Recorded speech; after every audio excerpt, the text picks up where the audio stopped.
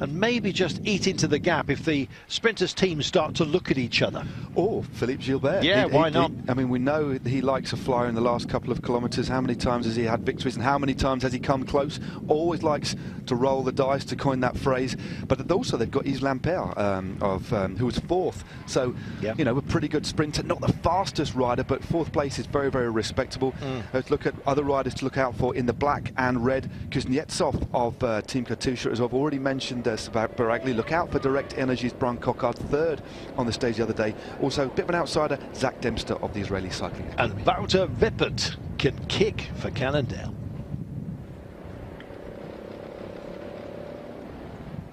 So many scenarios today, and I guess the wind has added to that. They've got neutral in the gap, so it's supposed to be about a minute. It's certainly not. It's just enough to accommodate the neutral service car at the moment. If you look back, it's about 30 seconds, but it's been about that for quite some time, and everyone behind is not slacking. They are chasing. It was interesting. We saw the gap come down to just a handful of seconds, maybe 5 or 6 seconds. That was when Michał Kwiatkowski of Team Sky took the opportunity to jump across the gap and just look at the added firepower it's given, the added impetus to this breakaway. Again, as you alluded to, Cotton, they don't generally put a neutral service car in until the gap has reached 30 seconds, so the lead has gone out. Next time through, they'll hear the bell. 1 lap to go, so around 9Ks to go. It'll be about 1,800 metres before they hit the finish line for the penultimate time, but this breakaway at the moment, they have a chance. They do have a chance, and look at them all spread across the road as teams now, with only 9 kilometres to go, they're starting to think about their lead-out trains. It's a tough thing to muster on a day like this. It may well just be too rough for the likes of Nasser Bouhanni, who is a great bike handler, but does not. He likes a clean line. He often gets hampered. You see his sprint train often crossing the line ahead of him because he's been disengaged off it. We'll see. I'm not wishing to do the man down, but he has to take a step up today. He may well do just that. 8 kilometres remaining. We'll be crossing the line, taking the bell. We'll be out to see the that architectural piece before you know it. But Orica Scott have suddenly joined the fun. They now realise that maybe they can't lean on the GC teams here. They're going to have to do some work themselves. Well, it's all looking good for Nairo Quintana's squad at the moment. He's just moving up the outside, being shepherded into position. That's not about him going for the final sprint. That's making sure he stays out of trouble as much as he can and make sure he's at the front half of the peloton should there be in any splits. We see that so often, of course. But meanwhile, Michał Kwiatkowski of Team Sky leads Ilio Kaiser of Quick Step Floors into the finishing straight for the penultimate time. Well, we'll hear the bell. Maybe we won't, but they'll certainly be ringing one here upon this entire race. One last lap then of 7.2 kilometres to go, and they've joined forces, maybe to perfection. We'll find out. The clock rolling on. It said 41 seconds at that point. We'll see what it says when they come across the line. The end time, I'm just telling you what I'm up to here. Unfortunately, we've got a tight shot, so we can't actually see the clock right now from our position, unfortunately. There it is. That's a little bit better. So the gap that we're dealing with right now is about 20 seconds. Gosh. 20 seconds, and it was Paris-Roubaix winner last year, the giant Matt Hayman leading them through. He's the kind of rider that can power on the front kilometre after kilometre, but then he has what they have up their sleeve, as well as trying to deliver that finishing sprint for Magnus Cort Nielsen. They have some riders who can inject some real pace into that finale. Chris Juul Jensen, Albacini, as you said, Mezgec and Jens Kukela. Here come Katusha. They're working for Kuznetsov today. Quickstep Floors have had the luxury of having Kaiser up the road and doing a job for them. They've got Yves Lampaert, but they've also got Philippe Gilbert. I don't think Gilbert is going to make the gap now, so it is going to come down into the favour, I think, of Yves Lampaert. We'll see from Ethics Quickstep. Cannondale have got Wouter Wippert. He's a man who's on the back end of a 2-year contract. Hasn't really stood up to be counted as far as sprinting is concerned. Needs to do so, and I think he's got a great kick. Could be his kind of day today if the other lead-out trains are knocked out, and I think they may well be. These guys have got to believe that this can be delivered, even with a tenuous gap of 20 seconds.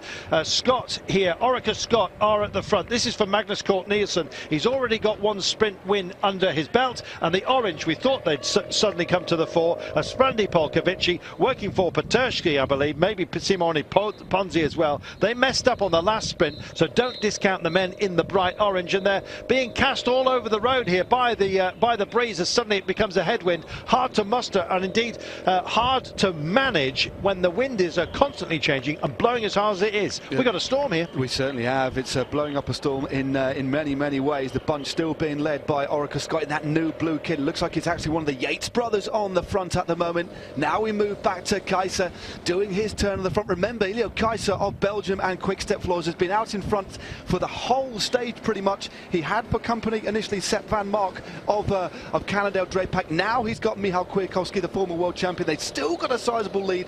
The car is still behind them. Can they hold on? Can they believe? Gosh, well, I never know what to believe when Ilio Kaiser is in a situation like this. And likewise, Kwiatkowski, he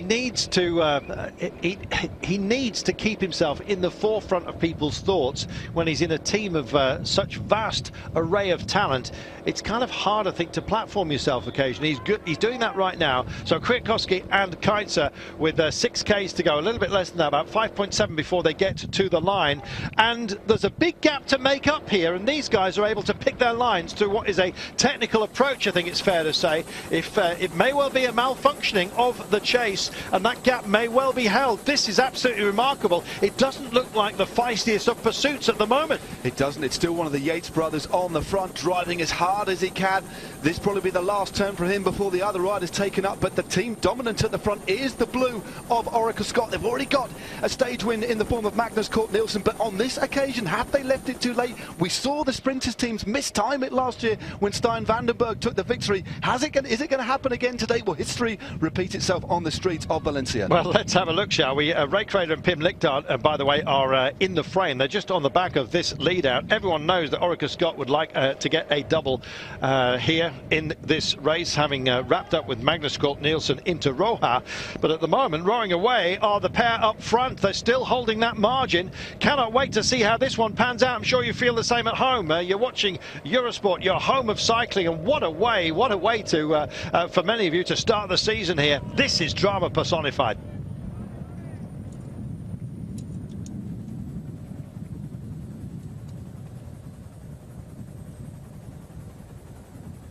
Out front, sorry for the hiatus, out front we've got our pair of riders with neutral service behind them, so there's a reasonable gap. It's going to click to 4, and it does so right now as we pass by the tuna fish. Here is Quintana. Now, what about gaps starting to just open up? They're having to get on the hurry up as well. It may well be that he gets back in here, but what about Ben Hermans and BMC? Where's he? That's the protective lineup here. He's got to the 4. He's on the back of that line of Orica Scott. 4K to go. It's going to click to 3 before you know it. Can they hold on, this pair? What a fascinating finale this is. It looks like it's Chris Jolensen leading Orica Scott around that corner, and in that crosswind section, Cotton, we saw the wind really playing a part. I think it was one of the CCC's Brandy Polkovici riders who couldn't hold the wheel, but thankfully for Nara Quintana, he had the ability, had the strength to jump across the gap. The bunch on that particular section at 6s and 7s, have they left it too late? Well, has everybody left it too late? They're going past the giant tuna, and I think it's they're dancing to the tune of the two men who are up the road at the moment. Kaiser and Kwiatkowski are monstering this day,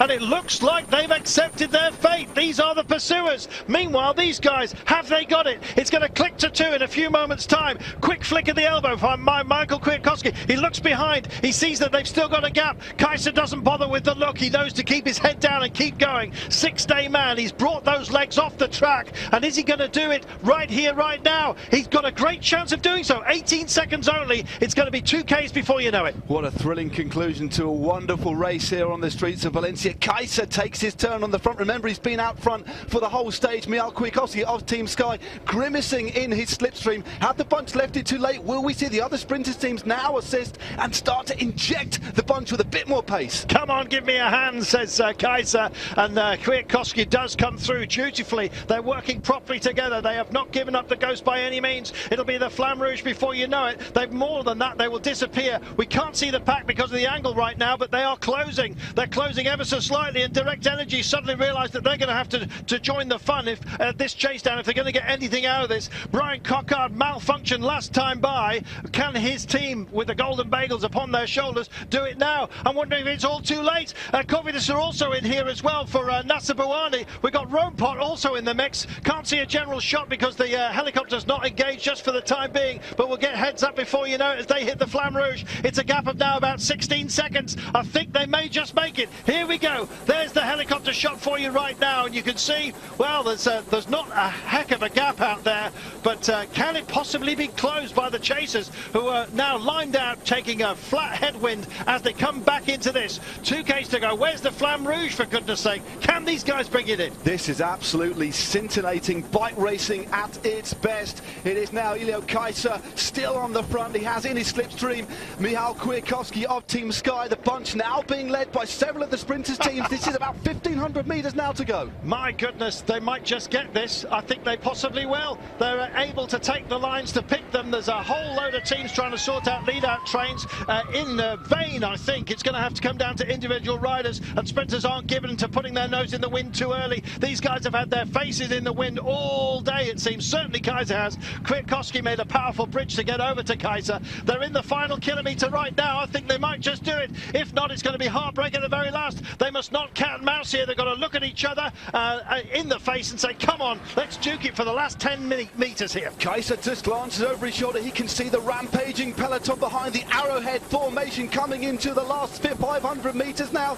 These two riders, they're believing, have the bunch left it too late? There's daylight there still. Oh, there is still daylight. There it is. I think it may well be heartbreak at the very, very last. They take this turn. They can see in a few moments' time the line beckoning. Will they get there, or are they going to get caught? I think that's Crader who's just bridging over to them at the moment. Oh, there you can see Buani being led out by Soup. Oh, heartbreak for them. Is this going to be an absolutely superb day for Roompot?